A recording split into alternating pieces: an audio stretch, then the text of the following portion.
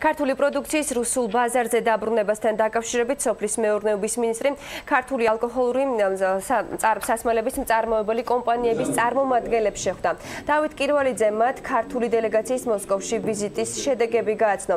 ქართულმა მწარმოებლებმა კი რუსული ბაზრის მნიშვნელობასა და საფრთხეებზე ისაუბრეს. ექსპო ჯორჯიაში გამართულ შეხვედრას რუსეთში პრემიერ-მინისტრის სპეციალური წარმომადგენელი ზურაბ აბაშიძეც ესწრებოდა.